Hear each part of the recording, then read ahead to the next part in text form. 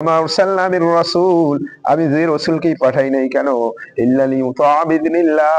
আদেশ ছিল একটাই, সবাই তাকে মানে প্রশ্নাতীত ভাবে তার আনুগত্য পোষণ করবে।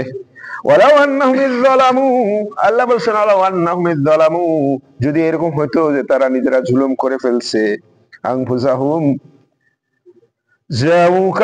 জুলুম করার পর আপনার কাছে, অন্যায় করার পর এসে আপনার কাছে হাজির হয়েছে,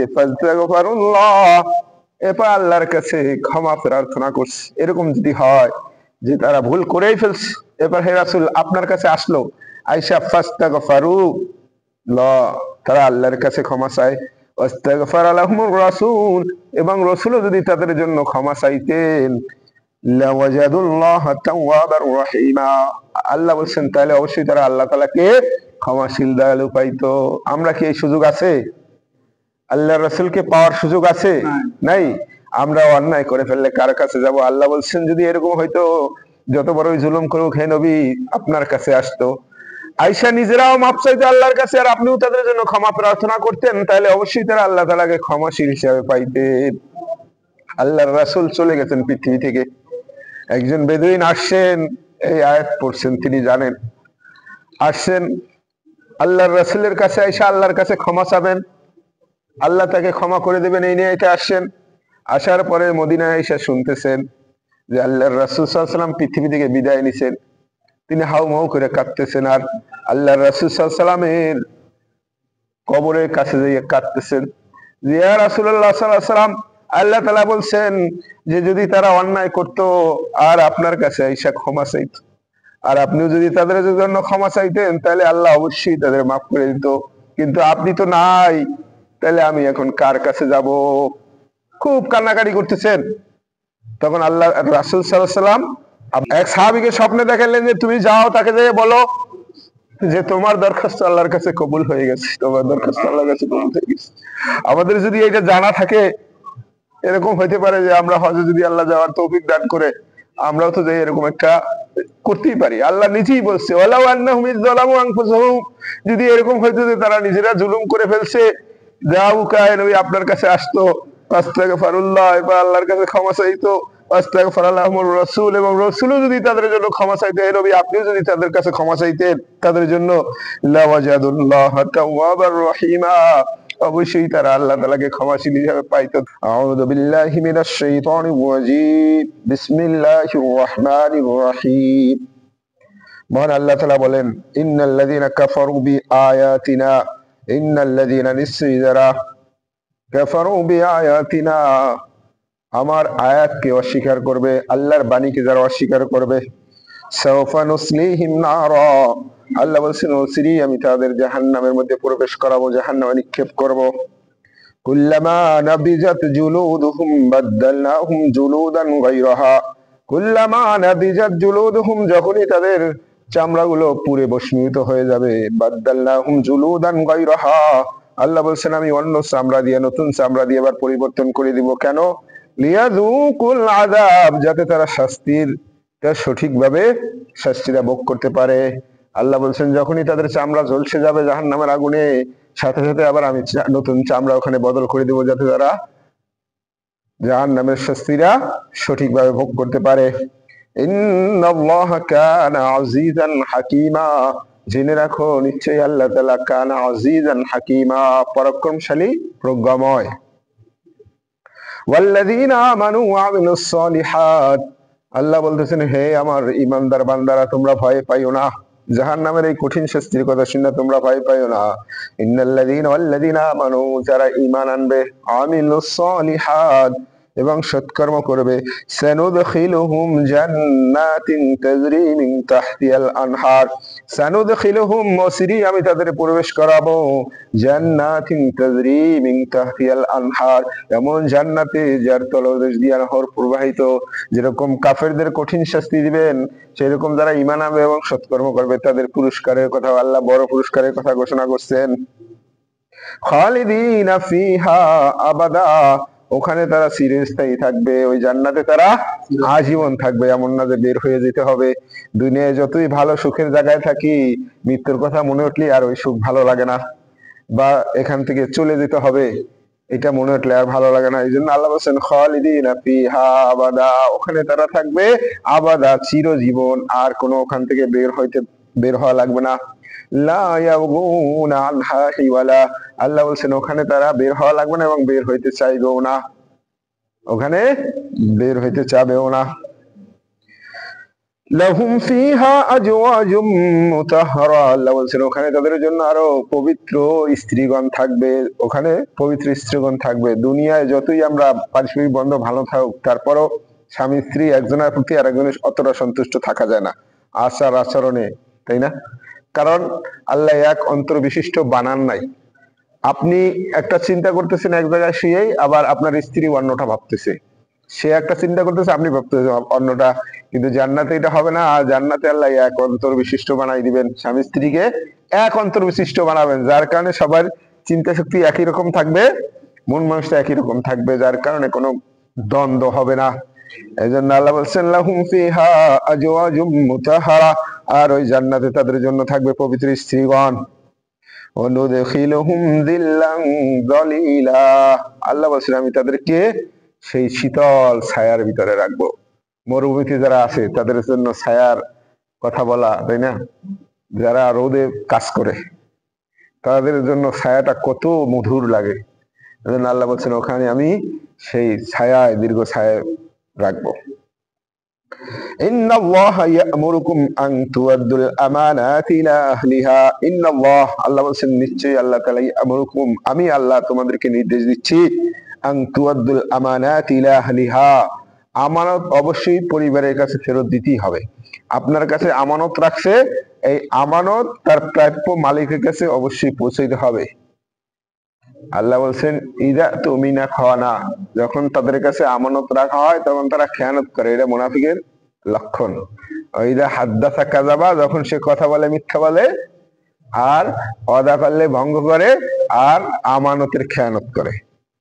আল্লাহ বলছেন এটা হবে না, আমি আল্লাহ নির্দেশ দিচ্ছি যে আন তুআদ্দুল আমানাতি ইলা আহলিহা, আমানত অবশ্যই তার প্রাপ্য মালিকের কাছে ফেরত দিতে হবে।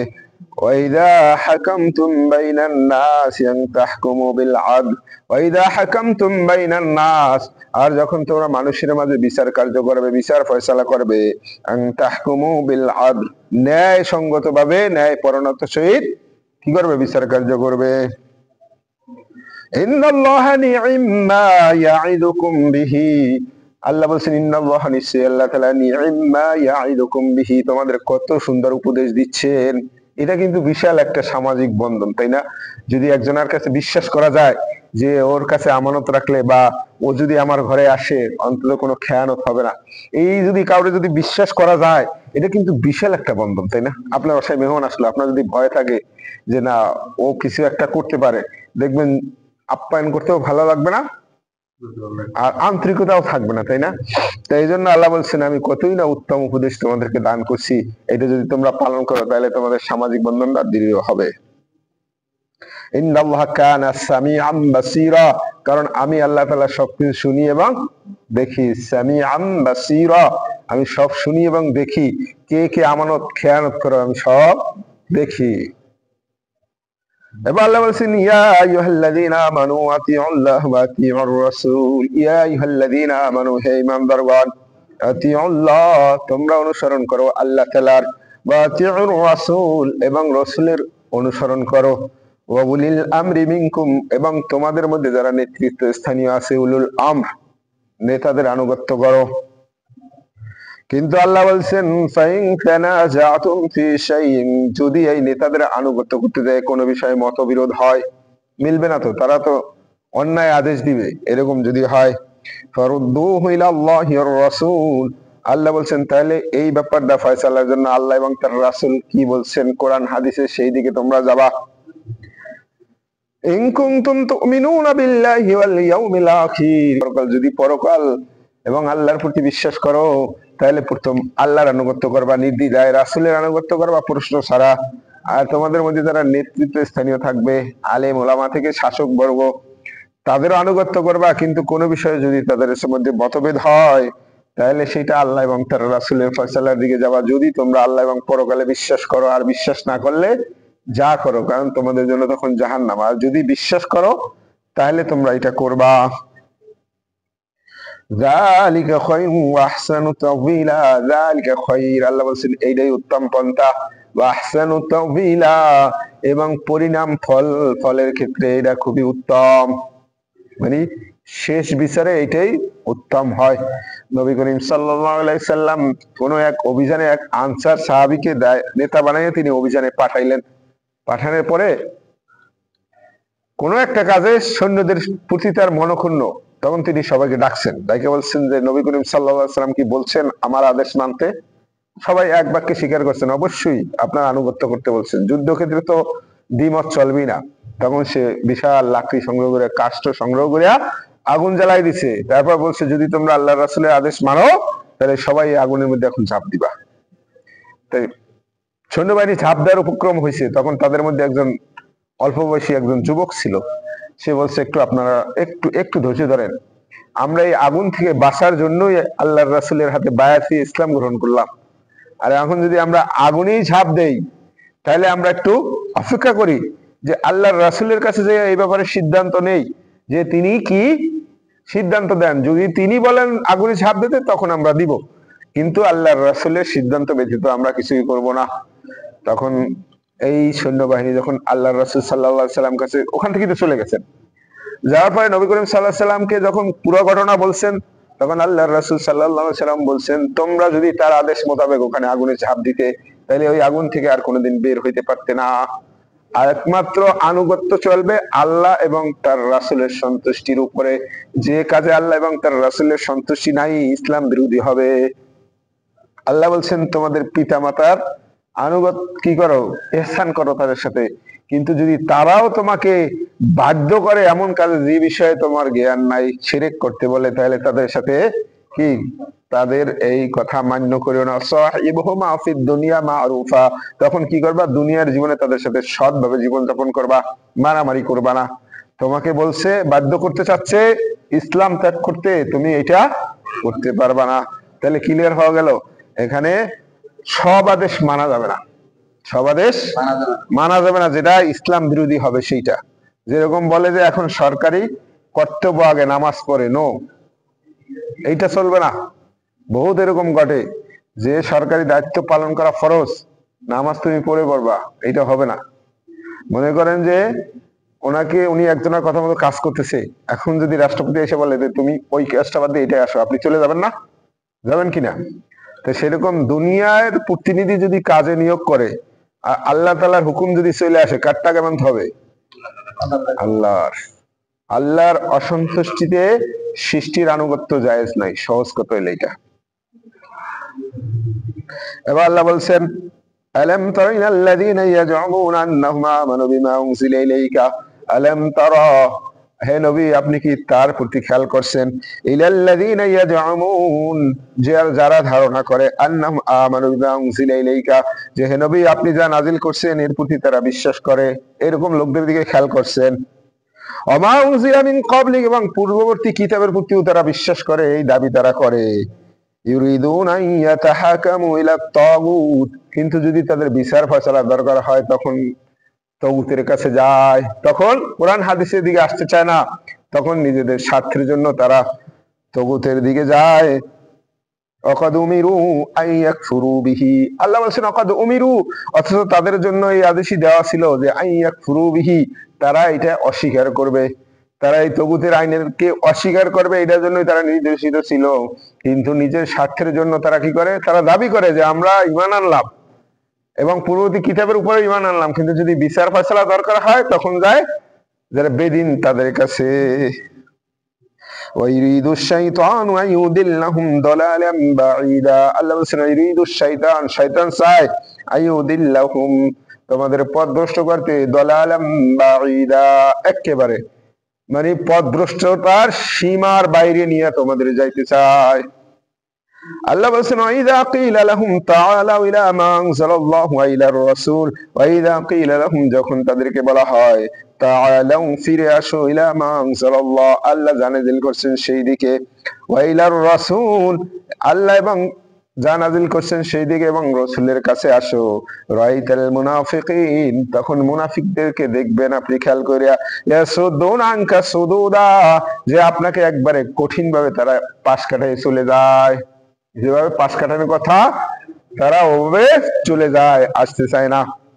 ফাকাইফা ইযা আসাবাতহুম মুসিবা, আল্লাহ বলেন ফাকাইফা, তখন কি অবস্থা তাদের হবে, ইযা আসাবাতহুম মুসিবা, তাদের কাছে যদি বিপদ এসেই পড়ে, বিমা কদ্দামাত আইদিহিম, তাদের কৃতকর্মের জন্য যদি তাদের কোনো বিপদ সংঘটিত হয়, সুম্মা জাউকা, তখন আপনার কাছে ফিরে আসে, ইয়াহলিফুনা বিল্লাহ, এবং আল্লাহর নামে শপথ করে বলে, ইন আরাদনা ইল্লা ইহসানা ওয়া তাওফীকা, আমরা আসলে ভালো কিছুই করতে চাইছিলাম, আমাদের উদ্দেশ্য ভালোই ছিল।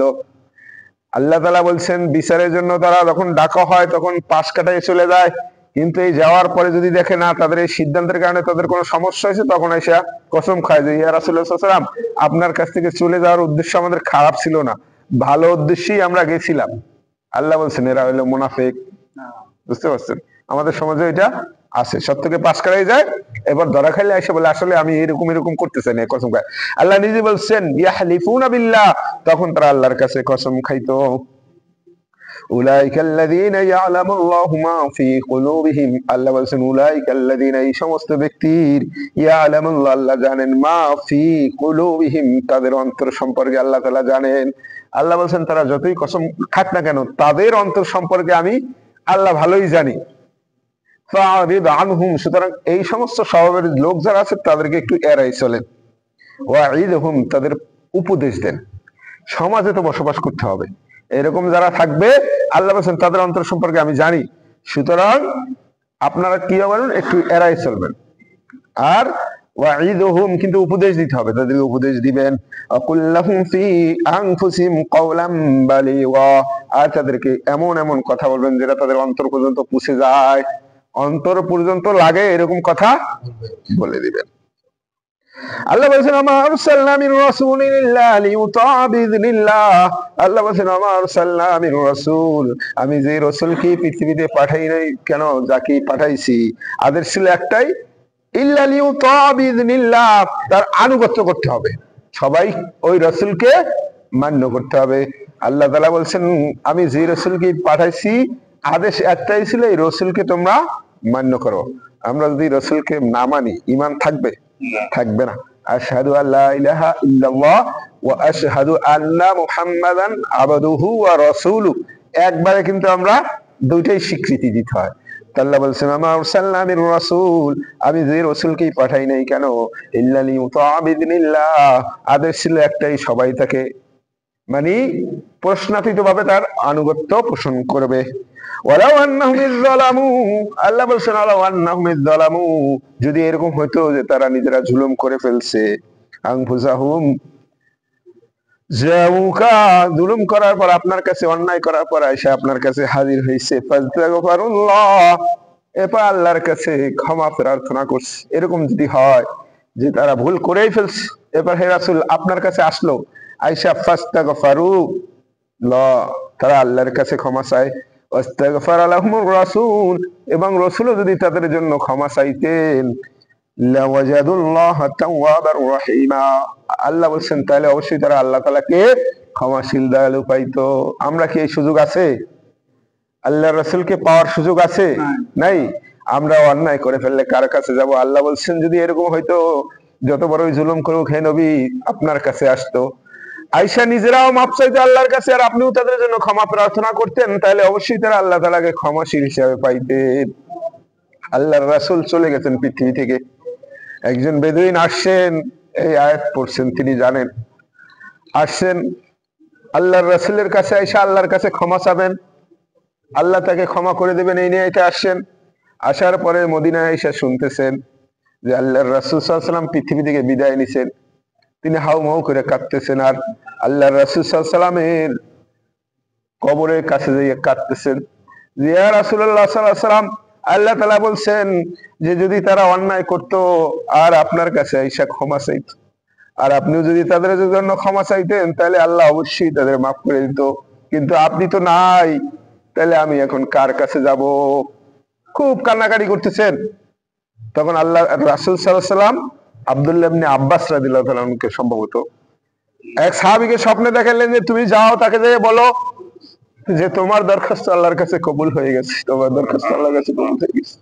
আমাদের যদি এটা জানা থাকে, এরকম হইতে পারে যে আমরা হজে যদি আল্লাহ যাওয়ার তৌফিক দান করে আমরাও তো যাই এরকম একটা করতেই পারি। আল্লাহ নিজেই বলছে ওয়ালাউ আন্নাহুম ইযযালামু আনফুসাহুম, যদি এরকম হইতো যে তারা নিজেরা জুলুম করে ফেলছে, যাউকা নবী আপনার কাছে আসতো, আস্তাগফিরুল্লাহ, এবার আল্লাহর কাছে ক্ষমা চাইতো, আস্তাগফিরুল্লাহুর রাসূল, এবং রাসূলও যদি তাদের জন্য ক্ষমা চাইতো, হে নবী আপনিও যদি তাদের কাছে ক্ষমা চাইতেন তাদের জন্য, লাওয়াজাদুল্লাহ তাওয়াবার রহিমা, অবশ্যই তারা আল্লাহ তাআলাকে ক্ষমাশীল হিসেবে পাইতো। তাহলে আমাদের জন্য এই অফারটা যদিও আল্লাহ রাসূল সাল্লাল্লাহু আলাইহি ওয়াসাল্লাম নাই কিন্তু আছে, এই জন্যই কিন্তু আমরা দোয়া করি যে হে আল্লাহ তুমি আল্লাহর রাসূল সাল্লাল্লাহু আলাইহি ওয়াসাল্লামের উসিলায় আমাদের মাফ করে দাও, দোয়া করি না?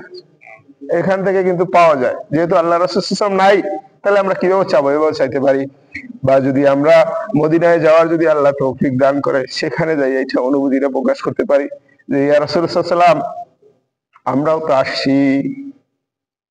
তাহলে আমরা আশা করি আল্লাহ আমাদের এই তওবা কবুল করবেন যতই গুনাহ করি, কারণ আল্লাহ নিজেই এই ওয়াদা করছেন। এবার আল্লাহ বলছেন ফালা ওয়া রাব্বিকা, কখনোই না, ওয়া রাব্বিকা তোমার রবের শপথ, লা ইউমিনুন তারা কখনোই ঈমানদার না, হাত্তা ইউহাক্কিমুকা ফীমা শাজারা বাইনাহুম, হাত্তা ইউহাক্কিমুকা যতক্ষণ পর্যন্ত আপনাকে তারা বিচারক না মানে, ফীমা শাজারা বাইনাহুম তাদের মধ্যে যে সব মতভেদ আছে এই সব বিষয় নিয়ে যতক্ষণ পর্যন্ত আপনার কে বিচারক হিসাবে না মানে ততক্ষণ পর্যন্ত তারা ঈমানদার হতে পারবে না। ثم لا يجدوا في أنفسهم حرجا مما قضيت ثم لا يجدوا, এরপর অন্তরে কোনো বক্রতা রাখতে পারবে না, কষ্ট রাখতে পারবে না, হারাজান কোনো দুঃখ কষ্ট, ফিমা কদাইতা আপনি যে ফয়সালা দিবেন তার উপর,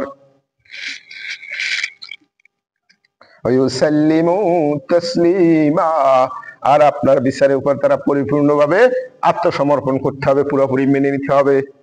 এখানে দুইটা ঘটনা আছে, একটা হলো যে এক আনসার সাহাবী, এক মুহাজির সাহাবী, তাদের ক্ষেত ছিল, বাগান ছিল পাশাপাশি, নালা দিয়ে পানি আসতেছিল। আসার পরে প্রথম হইলো যে আল্লাহ রাসূলের মুহাজির আল্লাহ রাসূল সাল্লাল্লাহু আলাইহি ওয়াসাল্লামের আত্মীয় হয়, তার পোলটটা প্রথম ওনারটা পরে। তো নবী সাল্লাল্লাহু আলাইহি ওয়াসাল্লাম বলছেন যে ঠিক আছে, দুইজন যখন ঝগড়া লাগাইছে, দ্বন্দ্ব হয়েছে, আল্লাহ রাসূল সাল্লাল্লাহু আলাইহি ওয়াসাল্লাম ফয়সালা দিছিলেন যে শোনো তোমার এটা পানি নেওয়ার পরে তুমি এই ইয়েটা কাটে দিও যাতে ওনার ওখানে পানি যায়। তখন এই আনসারী বলেই ফেলছেন যে আপনার আত্মীয় হয় দেখে আপনি এই ফয়সালাটা দিলেন। তখন নবী সাল্লাল্লাহু আলাইহি ওয়াসাল্লাম রাগ করে বলে ফেলছেন যে তুমি বাটটা বেঁধে দাও, কেটে দিও না, তোমার বাগান ভরার পরে ওই যে উসুর ডুবে যদি ওই পাশে যেয়ে পড়ে তাহলে সেইভাবে যেয়ে পানি পড়ুক। আর একটা ঘটনা আছে, একজন মুসলিম আর একজন অমুসলিম বিচারের জন্য আল্লাহ রাসূল সাল্লাল্লাহু আলাইহি ওয়াসাল্লামের কাছে আসছেন। নবী করিম সাল্লাল্লাহু আলাইহি ওয়াসাল্লাম ন্যায় বিচার করে দিলেন, এই বিচারটা অমুসলিমের পক্ষে গেছে। যাওয়ার পরে এই মুসলিম বলে ফেললো যে বিচার আমি মানি না। তাহলে উনি বলছে তাহলে কার কাছে যাওয়া যায়? বলছে চলো আবু বকরের কাছে যাই। তখন অমুসলিম প্রথম আবু বকরের কাছে যাই। তখন এই দুইজন আবু বকর রাদিয়াল্লাহু তাআলা আনহুর কাছে গেছেন। যাওয়ার পরে আবু বকর রাদিয়াল্লাহু তাআলা আনহু বলছেন ব্যাপার কি বলো। তখন অমুসলিম যে সে বলছে যে আমরা বিচারের জন্য গেছিলাম আল্লাহর রাসূল সাল্লাল্লাহু আলাইহি ওয়াসাল্লামের কাছে, সে বিচার করে দিয়েছে এইটা, উনি মানে নাই, আপনার কাছে আসছে। আবু বকর রাদিয়াল্লাহু তাআলা বলছেন আল্লাহর রাসূল বিচার করে দিয়েছেন আর সেইটা ছানি করার জন্য আমার কাছে আসছো, তোমাদের এত বড় সাহস। এরপরে ওখানে যখন না হয়েছে কয় বলো চলো ওমরের কাছে যাই। ওমরের রাদিয়াল্লাহু তাআলা আনহুর কাছে যখন আসছে, তিনি যখন ব্যাপারটা জানলেন তখন বলছেন তোমরা কার কার কাছে গেছো? বলছে আল্লাহ রাসূল সাল্লাল্লাহু আলাইহি ওয়াসাল্লামের কাছে গেছি। আবু বকর রাদিয়াল্লাহু তাআলা আনহুর কাছে গেছি। বলছে তাদের কাছে যাওয়ার পরে আমার কাছে আসছো আবার বিচারের জন্য, একটু অপেক্ষা করো। তিনি বাসার ভিতরে গেলেন, যাওয়ার পরে তরবারি নিয়ে আসলেন। তরবারি নিয়ে এসে সরাসরি ওনাকে কতল করে ফেলছে, ওই মুসলিমটাকে। যে আল্লাহর রাসূল সাল্লাল্লাহু আলাইহি ওয়াসাল্লাম বিচার করছে তুমি মানো নাই, আমার কাছে আসছো।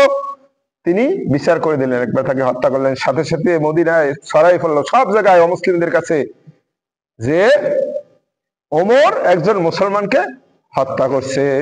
যখন এই ঘটনা, এখন এইটার জন্য আল্লাহ তাআলা সাথে সাথে আয়াত নাযিল করে দিয়েছেন ফালা ওয়া রাব্বিকা, কখনোই নয়, সে মুসলমান নয়, তোমার রবের শপথ, লা ইউমিনুন, তারা কখনোই মুমিন হিসেবে সাব্যস্ত হবে না, হাত্তা ইউহাক্কিমুকা ফীমা শাজারা বাইনাহুম, যতক্ষণ পর্যন্ত আপনাকে পরিপূর্ণ বিচারক হিসেবে না মানে তাদের মধ্যে যে মতভেদ আছে, থুম্মা লা ইয়াজিদু ফী আনফুসিহিম হারাজাম মিম্মা কাদাইতা, এরপর আপনি যে বিচার ফয়সালা করে দিবেন এই ব্যাপারে তাদের মনে যেন কোনো দুঃখ বেদনা না থাকে, ইউসাল্লিমু তাসলিমা, আর তারা যেন পরিপূর্ণভাবে এই বিচার মেনে নেয়।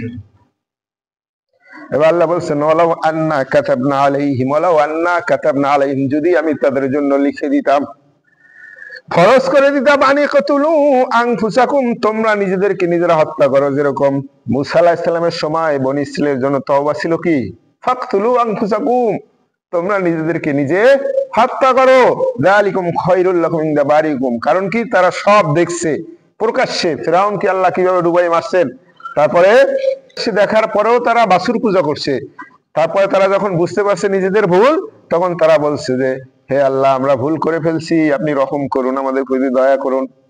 তারপর আল্লাহ তাদের তওবাটাও কঠিন করে দিলেন, যে যারা বাছুর পূজা করছে, গোবর্ষ পূজা করছে, যারা করে নাই তারা তাদেরকে নিজ হাতে হত্যা করবে। সেদিন তারা মাথা নত করে দিছিল, আর যারা জীবিত ছিল, ওই যারা পুজো করে নাই তারা তাদেরকে হত্যা করে দিছিল, এবং আল্লাহ তাদের তওবা কবুল করছিলেন। আল্লাহ বলছেন ওয়ালাউ আন্না কাতাবনা আলাইহিম আন ইকতুলু আনফুসাকুম, যদি আমি তাদের প্রতি একবারে ফরজ করে দিতাম এই কারণে নিজেদেরকে হত্যা করো, আও ইখরুজু মিন দিয়ারিকুম, অথবা তোমাদের ঘর বাড়ি থেকে বের করে দেওয়া হোক, ফালুহু ইল্লা কালিলুম মিনহুম, আল্লাহ বলছেন এটা অল্প কিছু ব্যতীত অতিরিক্ত লোকই করতো না, অধিকাংশ লোকই করতো না। যদি আমি ফরজ করে দিতাম তাহলে করতো না, এখন আমি এটা নিষেধ করছি, এখন এরা নিজেরা মারামারি করে না, ভাই ভাইকে মেরে ফেলে, বাবাকে মেরে ফেলে, তাই না? কালকেও দেখলাম যে ছেলে এই ঠান্ডার মধ্যে বাবা মাকে রাস্তায় ফেলাই আসছে।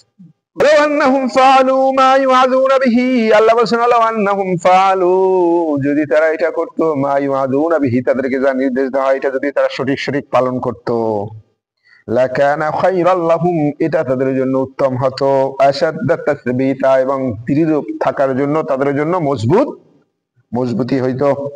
ওয়াইদাল লাতাইনাহুম মিন লাদুন্না আজরান আযীমা, ওয়াইদাল লাতাইনাহুম, তাহলে আমি তাদেরকে দান করতাম, মিন লাদুন্না, আমার পক্ষ থেকে, আজরান আযীমা, মহান পুরস্কার, বড় পুরস্কার, ওয়ালা হাদাইনাহুম সিরাতাম মুস্তাকিমা, আর তাদেরকে আমি কি সহজ সরল পথে পরিচালিত করতাম। আল্লাহ কিভাবে কোরআন সাজাইছেন, প্রথমেই বলছেন যে যদি আমি তাদের উপর ফরজ করে দিতাম, তার আগে আল্লাহর রাসূলের আনুগত্য করার ব্যাপারে এবং তার বিচার ফয়সালা মানার ব্যাপারে কঠোরতা দেখাইছেন।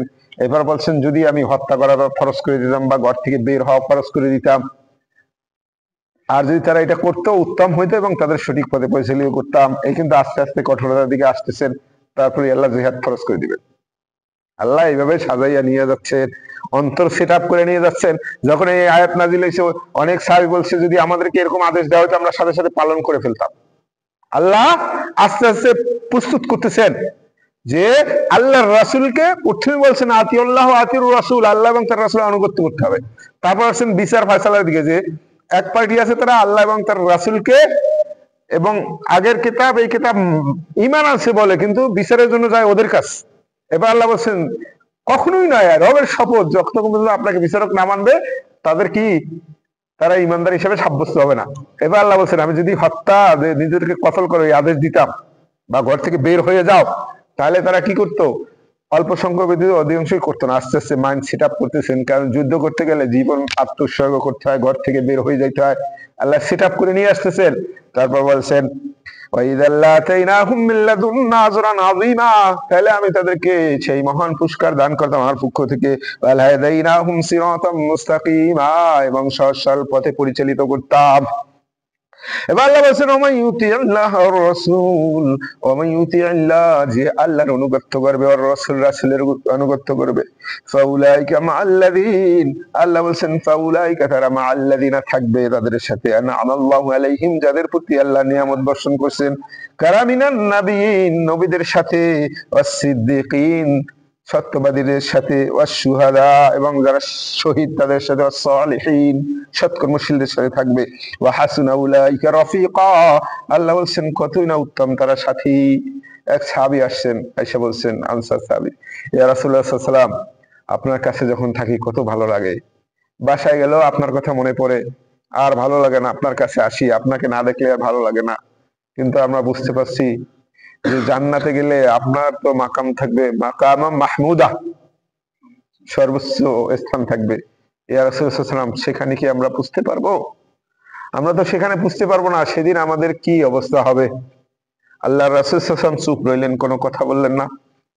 তখন আল্লাহ তাআলা আয়াত নাযিল করে দিলেন, ওয়ামান ইউতিল্লাহ ওয়ার রাসূল, যে আল্লাহ এবং তার রাসূলের আনুগত্য করবে, ফাউলাইকা মাআল্লাযীনা আনআমাল্লাহু আলাইহিম মিনান নাবিয়্যিন, তারা থাকবে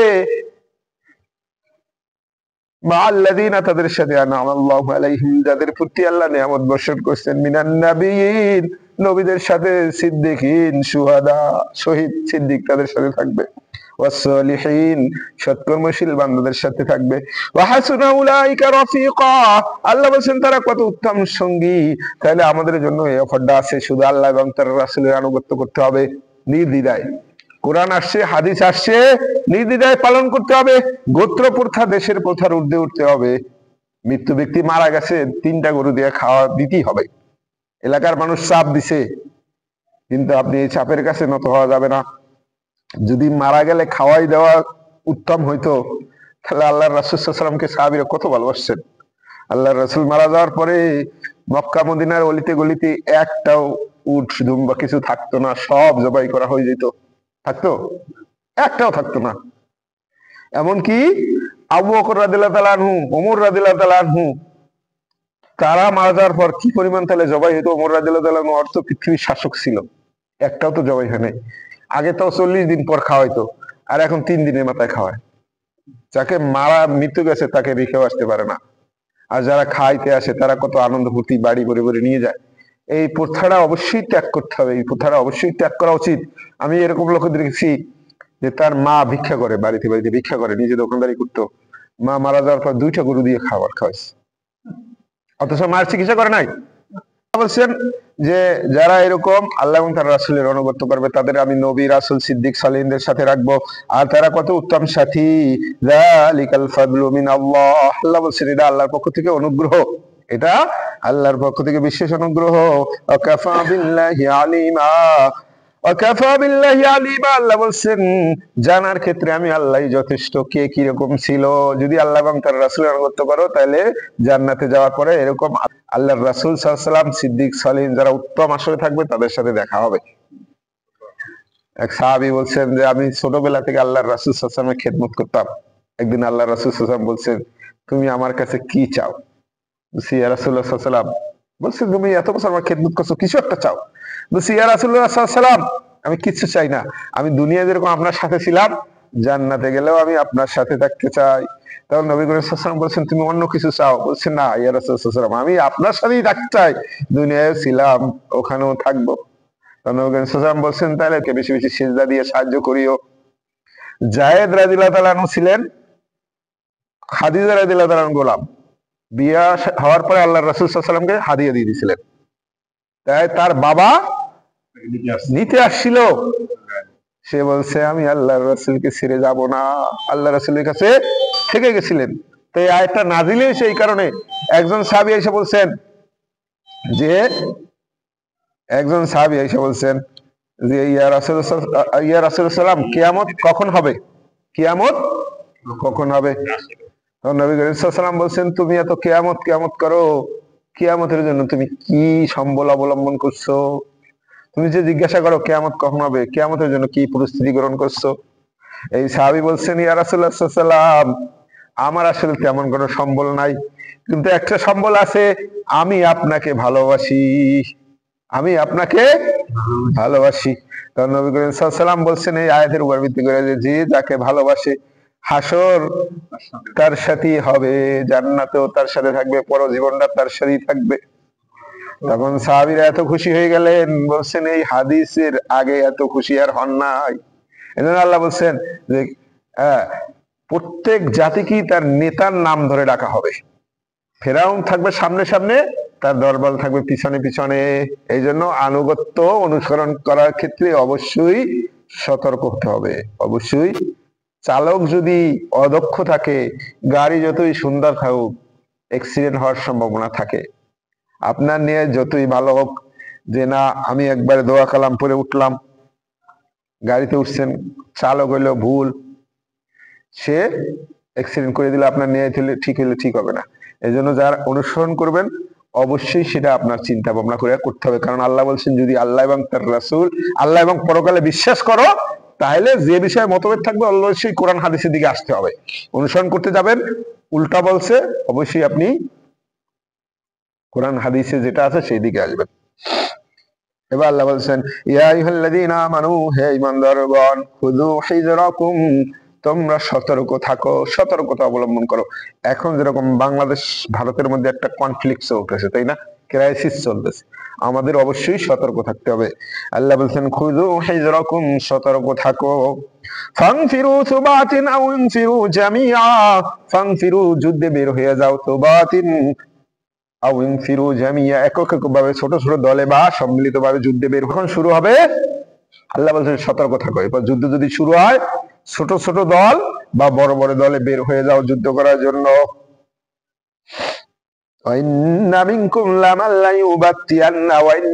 নিশ্চয়ই তোমাদের মধ্যে একটা দল থাকবে, যারা যাবে না, যারা পিছনে পড়ে থাকবে। আল্লাহ যুদ্ধের আয়াত নাযিল করার আগেই বলে দিছেন যে একটা পার্টি কিন্তু তোমাদের মধ্যে থাকবে, যারা সবসময় পিছনে থাকবে, যুদ্ধে যাবে না। যদি যুদ্ধে যাওয়ার পরে তোমাদের কোনো বিপদ এসে যায়, যদি পরাজয় বা বিপর্যয় এসে যায়, তখন তারা বলবে, আল্লাহ আমার প্রতি বিশাল অনুগ্রহ করছেন, ইযলাম আকুম মাহুম শাহীদা, যে আমি তাদের সাথে ছিলাম না। আল্লাহ বলছেন ওরা যুদ্ধে যাবে না, কিন্তু যদি যুদ্ধে কোনো বিপর্যয় দেখে, তখন বলবে আল্লাহর কাছে হাজারো শুকরিয়া যে তাদের সাথে আমাদের থাকা লাগে নাই, আমি তাদের মধ্যে ছিলাম না। ওয়ালাইন আসাবাকুম ফাদলুম মিনাল্লাহ, আল্লাহ বলেন ওয়ালাইন আসাবাকুম, আর যদি কোনো আসে, ফাদলুম মিনাল্লাহ, আল্লাহর পক্ষ থেকে যদি কোনো অনুগ্রহ আসে, বিজয় আসে, লা ইয়াকুলুন্না, তখন তারা বলবে, কাল্লাম তাকুম বাইনাকুম বাইনাহুম মাওয়াদ্দা, এমন ভাবে ভাব দেখাবে যে আগে কোনো তোমাদের সাথে তাদের সম্পর্কই ছিল না, মনে হয় যেন এখন নতুন আসছে। তখন তারা বলবে, ইয়া লাইতানি, হায় আফসোস, কুনতু মাহুম, যদি তাদের সাথে থাকতাম, এই মহা সাফল্য আমরাও পাইতাম। আল্লাহ বলছেন বিপদ আসলে বলবে আল্লাহ অনুগ্রহ, আল্লাহ বিশাল নিয়ামত আমার উপরে দিচ্ছে যে তাদের সাথে ছিলাম না। আর যদি কোনো আল্লাহর পক্ষ থেকে বিজয় আসে, ভালো সুসংবাদ আসে, তখন এমন এমন আফসোস করবে যে হাই রে, যদি আমি থাকতাম এর মধ্যে, তাহলে আমি এটা সাফল্য পাইতাম। আল্লাহ বলছেন এমন করবে যে মনে হচ্ছে আগে তোমাদের সাথে কোনো সম্পর্কই ছিল না, তাই না, এমন করবে যে নতুন আসছে মনে হয়। সম্পর্ক থাকলে সে এই আফসোস করার কি, সে তো যাওয়ারই কথা ছিল।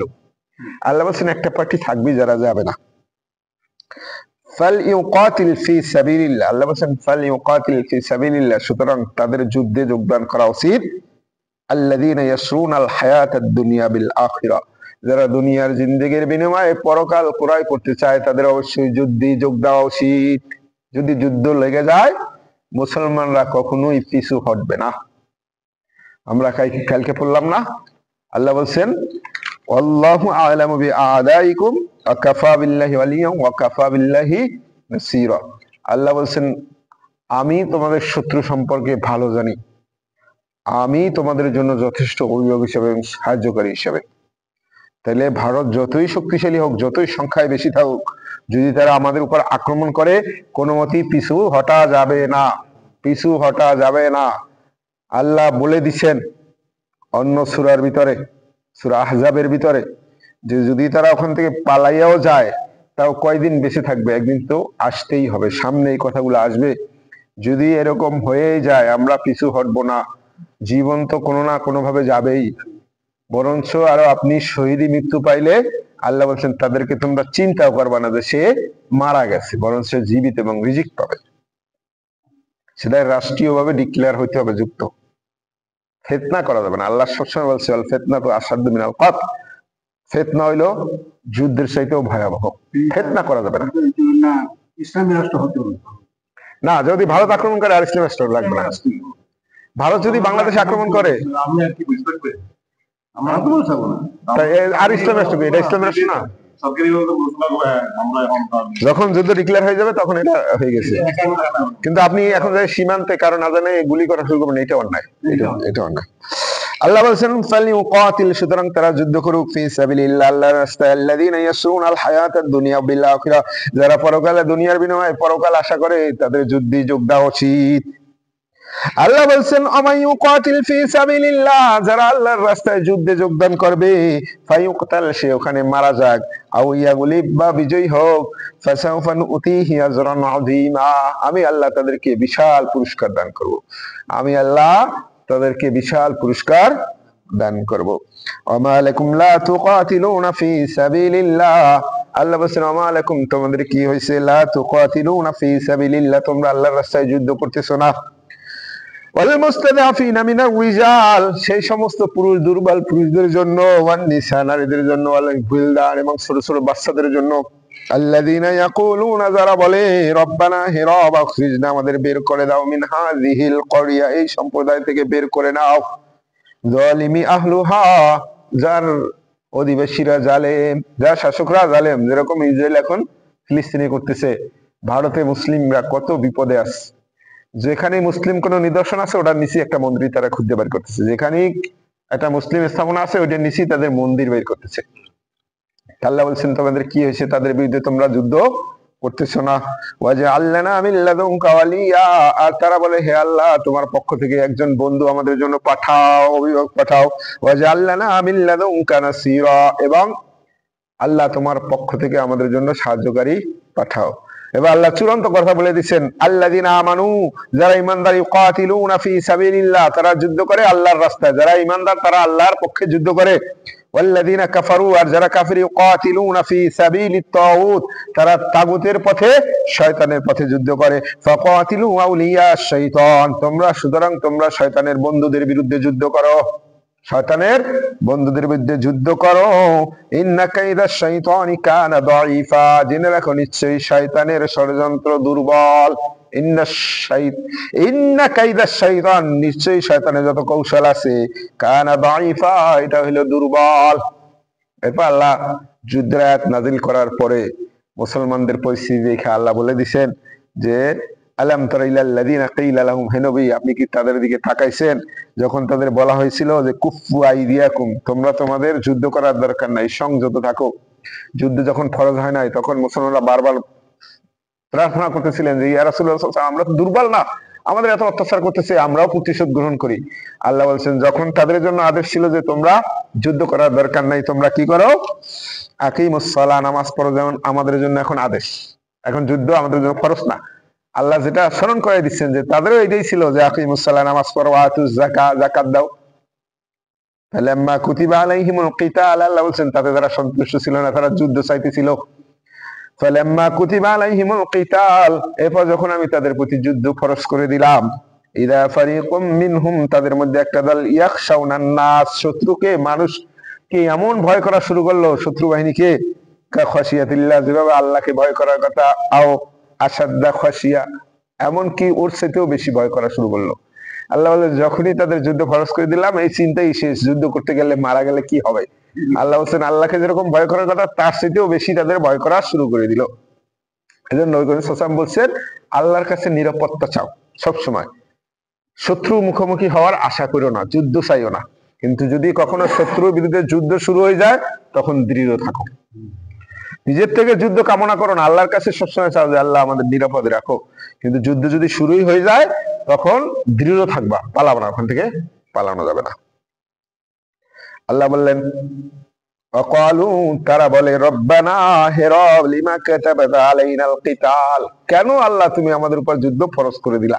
এই জন্য বর্তমান যে পরিস্থিতিটা, এটা একবারে হিকমার সহিত প্রজ্ঞা দিয়ে এটা সফট হ্যান্ডে হ্যান্ডলিং করা লাগবে। যুদ্ধ কারোর জন্যই কাম্য না, ভালো কিছু বয়ে আনে না, কিন্তু তারপর যদি আমাদের উপর চাপাই দেয় তখন আমরা এটা আর পিছপা হব না, কারণ মুসলিম কখনো পিছপা হয় না। এবার আল্লাহ বলছেন, তখন তারা বলা শুরু করলো, রব্বানা লিমা কাতাবাতা আলাইনাল কিতাল, হে আল্লাহ কেন যুদ্ধ এত তাড়াতাড়ি ফরজ করে দিলা, লাউলা আখরতানা ইলা আজালিন করিব, আর কিছুদিন আমাদের বাঁচতে দিলা না, আর কিছুদিন অবকাশ দিলা না আল্লাহ, আর কিছুদিন এরকম রাখতা, এত তাড়াতাড়ি যুদ্ধ ফরজ করে দিলা, আর কিছুদিন আমাদের অবকাশ দিতা। কুল মাতাউদ দুনিয়া কলিল, আল্লাহ বলছেন হে নবী বলে দাও, মাতাউদ দুনিয়া কলিল, দুনিয়ার জীবন সামান্য সময়ের জন্য, দুনিয়ার ভোগবস্তু সামান্য সময়ের জন্য। এক সময় যতটা খাইতাম এখন পারি না, আর খাইলেও আগে যে একটা খাওয়ার পরে ভালো লাগতো এখন কিন্তু খারাপ লাগে।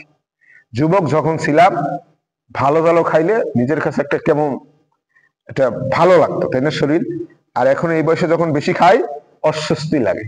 আল্লাহ বলে দিচ্ছেন, বলে দাও দুনিয়ার জীবন আসলে সামান্য সময়ের জন্য।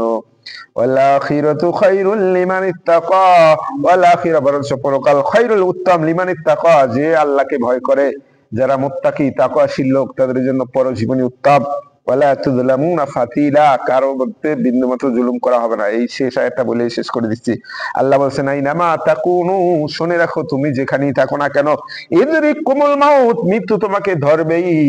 ওয়ালাউ কুনতুম ফি বুরুজিম মুশাইয়াদা, যদি তুমি মজবুত ঘরের মধ্যেও মজবুত দুর্গের মধ্যেও থাকো মৃত্যু তোমাকে অবশ্যই স্পর্শ করবে। যুদ্ধ যদি ফরজ হয়ে যায় পালাইয়া যাওয়ার দরকার নাই, মৃত্যু তোমাকে ধরবেই যদি তুমি মজবুত দুর্গের মধ্যেই থাকো। এবার আল্লাহ অন্য আয়াতে বলে দিছিলেন সূরা আলে ইমরানের মধ্যে কি, যে ওমা কানা লিন-নাফসিন আন তামুতা ইল্লা বিইযনিল্লাহ কিতাবাম মুআজ্জালা, আল্লাহ বলেন কোন মানুষই মৃত্যুবরণ করে না আল্লাহর অনুমতি ছাড়া, তার নির্দিষ্ট টাইম শেষ করার আগে। এমন না যে আপনি 1000 বছর 100 বছর বাঁচতেন 25 বছর বয়সে মরে গেছেন, এরকম হবে না, এরকম হবে না। এই জন্য যুদ্ধ বাজলে যদি এরকম যুদ্ধ কখনো চেপেই আসে পালানোর কিছু নাই, কারণ আপনি মৃত্যু তো বরণ করতেই হবে, একসময় মারা যেতেই হবে। তো যুদ্ধ কারো কাম্য না, কিন্তু যদি আমাদের উপর যুদ্ধ চলে আসে আমরা পিছু হটবো না। আল্লাহ তাআলা আমাদের কোরআন বুঝার এবং এই জন্য আমল করার তৌফিক দান করুন। আল্লাহ আমাদের ক্ষমা করে দেন, আমিন আমিন। সুবহানাকাল্লাহুম্মা ওয়া বিহামদিকা আশহাদু আল্লা ইলাহা ইল্লা আনতা আস্তাগফিরুকা ওয়া আতুবু ইলাইকা।